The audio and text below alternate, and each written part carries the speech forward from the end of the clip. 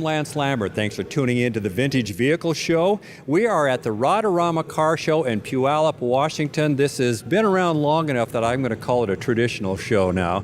And it is a rod and custom show. It is par excellence. There are some really good cars here because of the people standing behind me. Mr. Larry Hansen, thank you, sir. Well, thank you, Lance. Enjoyed having you here.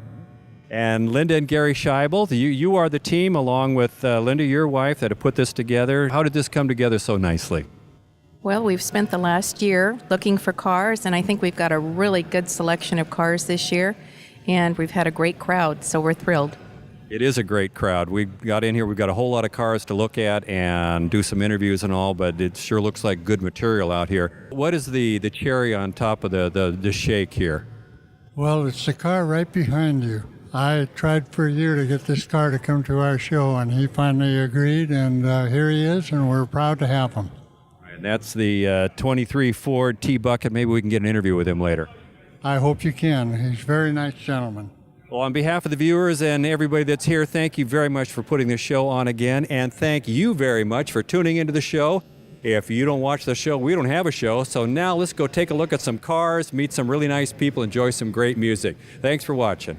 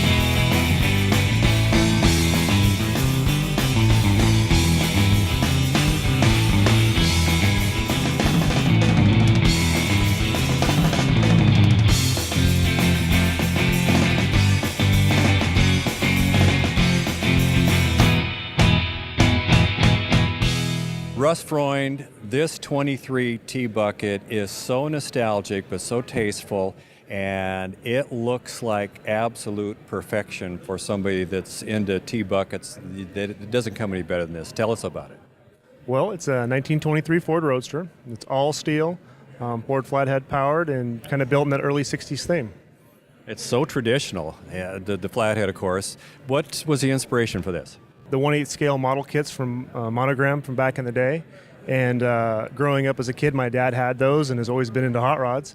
And those were at the end of my bedroom in a hallway, and I looked at them every day, and I always loved those cars. So one day you woke up and had one in the garage. Yep, I had to have one, so.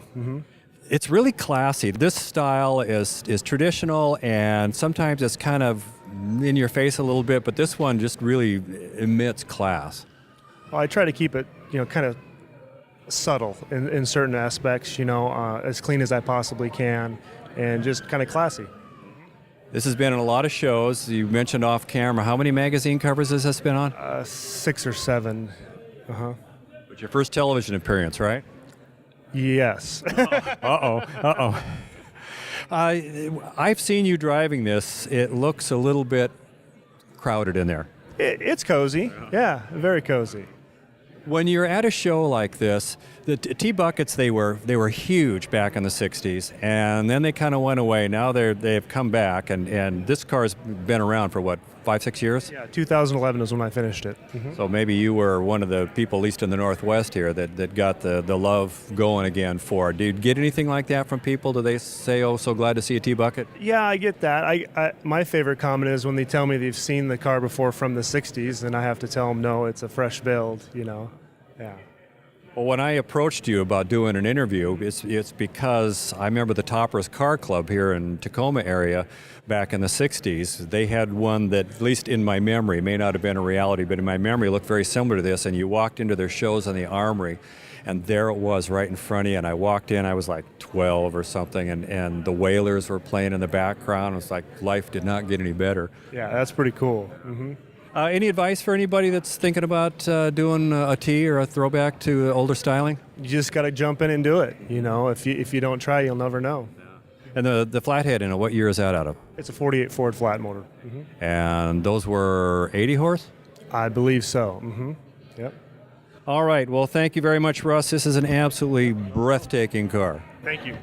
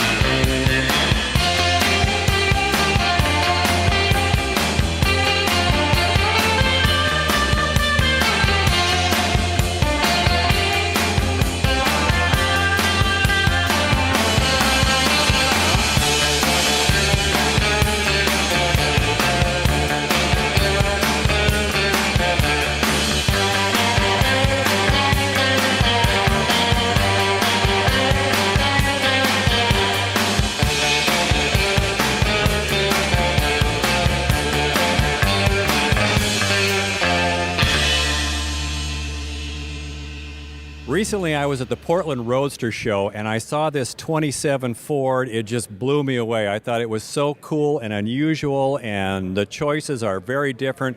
Dustin Smith, nicely done. Thank you. How did this, I mean, this is not the wheel combination, the color, this is very unusual, but it really seems to work. How did you decide on this? Just to be something different. I mean, there is nothing else to it. It's just something different. I mean, I kind of had thoughts of an A and a T and everything going together and it looking like a real high boy, and that's how the frame came together and everything got cut down, and I wanted more of a functioning car than just a stock T. I mean, those didn't seem that, I don't know.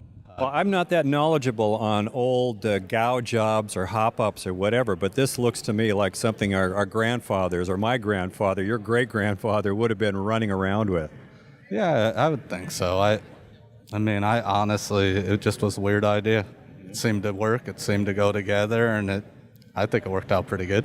Yeah, it's beautiful. The engine on it, you have done kind of a traditional, as in way traditional kind of hop-up on that, right?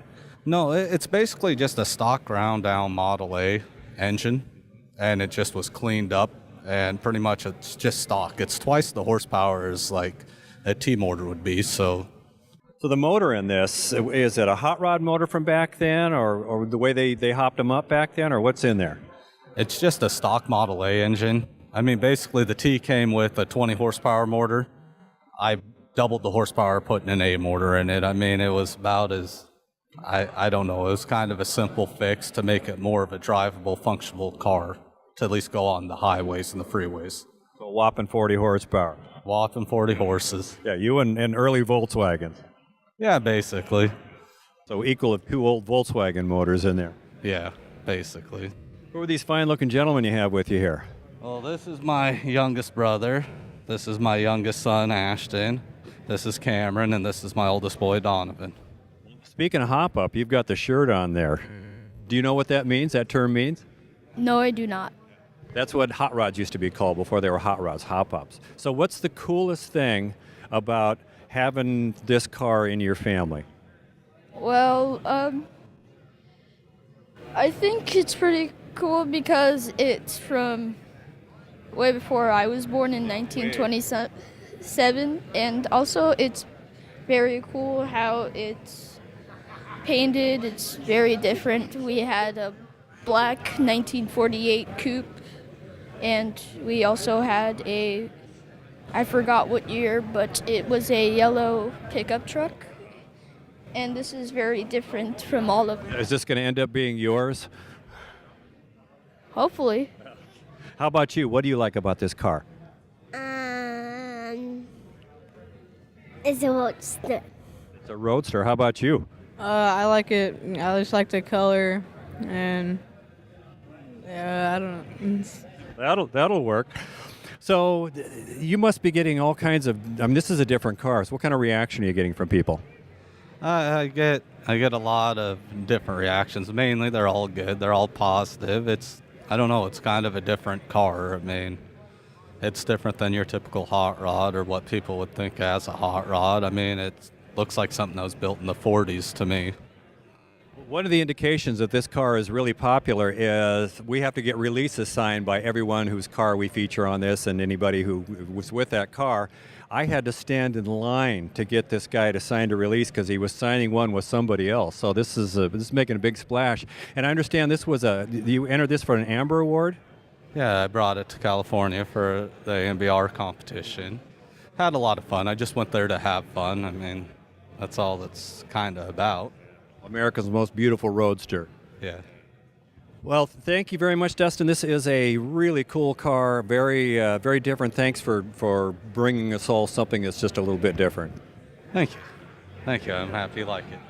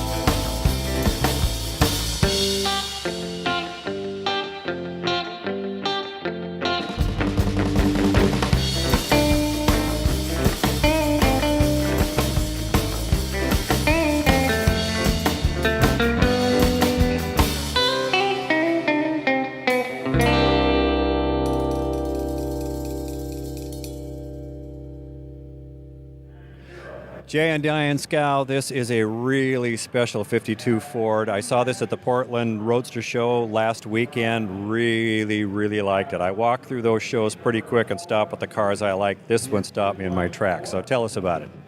Well, it's a 52 Ford. I bought it in 1957 when I was 15 years old. And my dad traded a car in at the Chrysler dealership, bought a new Plymouth, and this car was on the lot, and it was $600. My dad worked out a deal with the salesman, and we haggled, and we got it for $587.50. You remember the exact number? I do. The top comes off of this, right? A removable hardtop? It does. In 1958, I cut the top off of it. I started to cut it off, and my dad just went ballistic, and he said, "You're not going to ruin that car."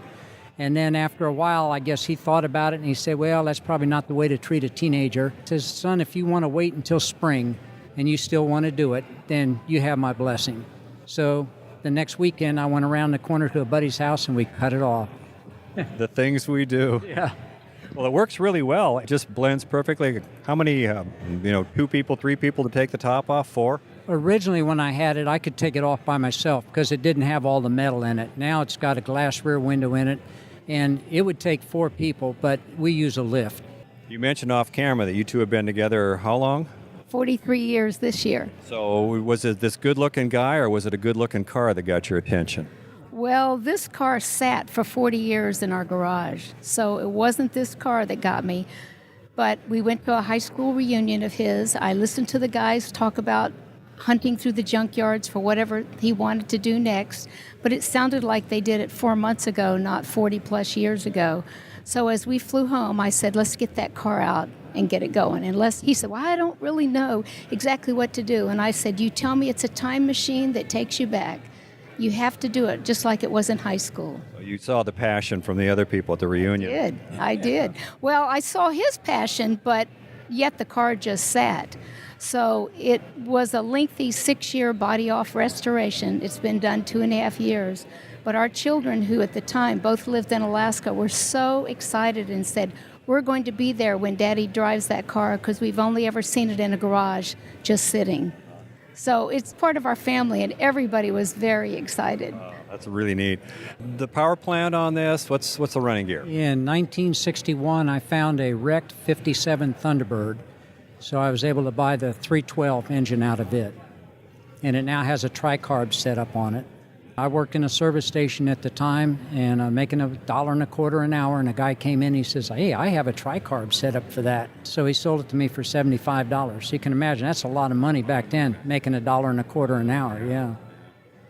The styling worked back then, it works now. There's some that's like, oh my gosh, what were they thinking?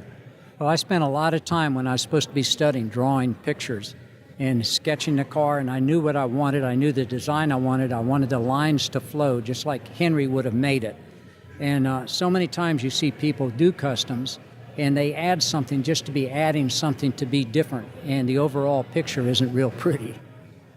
And has a real strong semi-custom, almost full custom look to it. Is that just evolved from your sketches in your mind, or?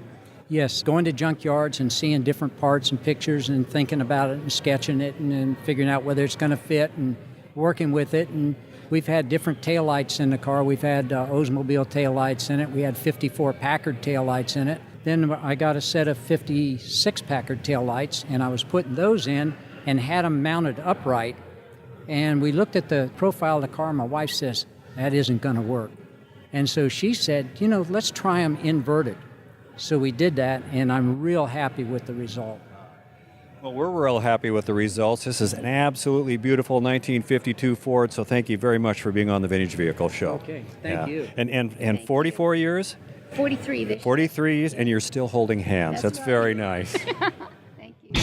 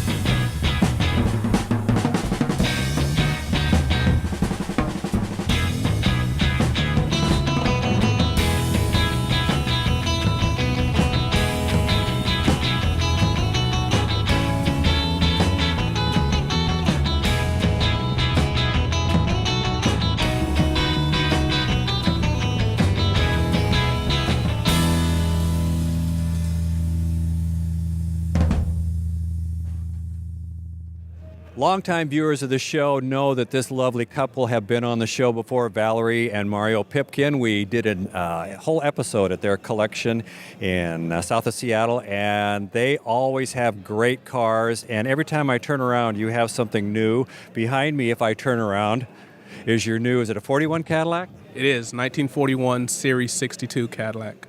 How did this come into the fold? Well, it actually found us. A good friend of ours called us up and told us that this car was available, and we went and looked at it and just fell in love with it. I can understand. Is it something like this? Has that been, you've sought something like this out, or you just saw it? No, actually, about 10 years ago, Valerie and I were at Hot August Nights, and we were looking at the cars as they went through the parade. We saw a 41 Cadillac, and we decided then that was the coolest car that was cruising that night. Since then, we've been looking for one, hadn't found one. I happened to be talking with Jim Emmy one day, and he mentioned it. Along the way, I had also said that I wanted a yellow convertible with red interior. Jimmy didn't tell me what color the car was when I went to go see it. So I walked up on it and had to have it as soon as I saw it. Jim Emmy is a top-notch detailer of Concours-level cars. He's a pretty big deal to get him on board. He is a pretty big deal, and went to the same junior high school I is for. So for me, he's just Jimmy. That's Jimmy. What's it like? This to me looks like a dream come true. When you're going down, especially with the top down, what's it feel like? It rides. I drove it here, and I'm a little short, so I had to kind of stretch to drive it, but it drives really well. It's really smooth. It's a heavy car, but it drives really smooth. Did you feel like a movie star from the 40s?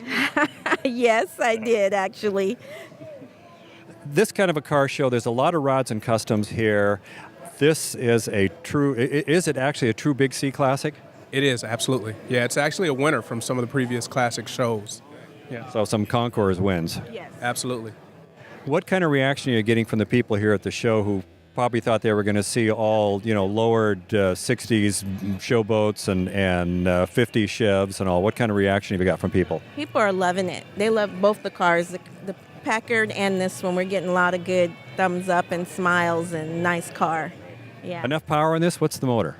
I don't know what the motor is. I know it has 150 horsepower, and for me, that's not enough horsepower, but for the kind of car it is, it does well.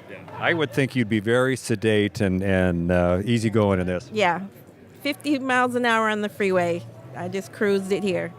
Your jacket says Classic Swagger. That seems perfect for this. Yes, it is. Perfect. And that's a new car club in the Seattle area? Yeah, it's a car club we started maybe 4 or 5 months ago. This is the first time we're breaking the name and the club out. These are trial jackets. Glad to be on the car scene in Seattle with our own club. We're going to get it going, and you'll see us around in the summer. We'll be around. Okay. Most definitely. All right. Well, thank you very much for being around the Vintage Vehicle Show again. It's great fun, and anytime you want to take me for a ride, I'm in. Count on it. Anyone you want in. All right. You heard him. He said it.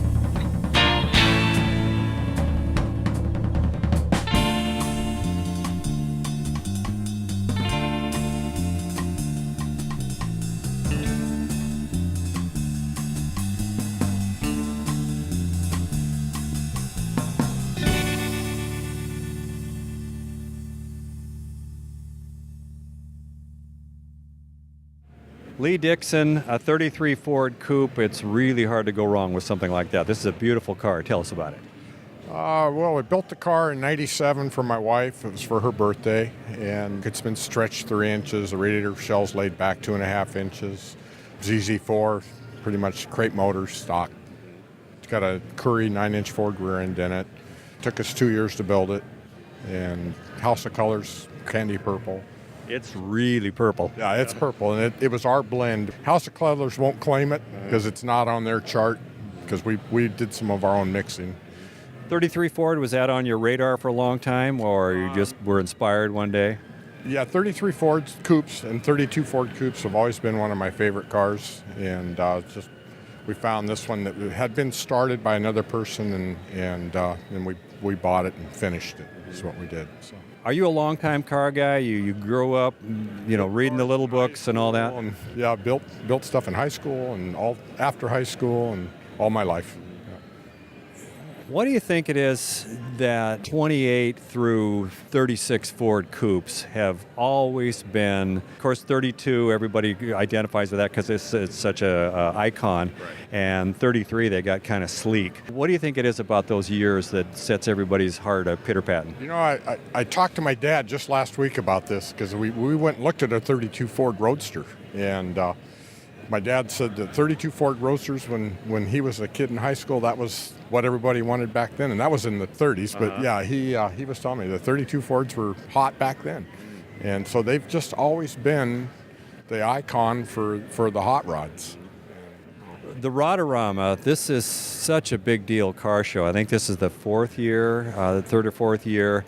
It's kind of like, I sort of feel like I'm walking around a great show in 1965 or 68 or so. What's your feeling about the show? I think this show's awesome. This is my first time at the show with a car. I've been here and seen the cars, but this is my first time with a car here, and I'm very impressed. It's a great show. Yeah. Well, I'm very impressed with your car. Thank you very much. It's the purpliest car here. If they have an award for that, it's going to be yours. Yeah, thank you. All right. Thank you very much. Okay.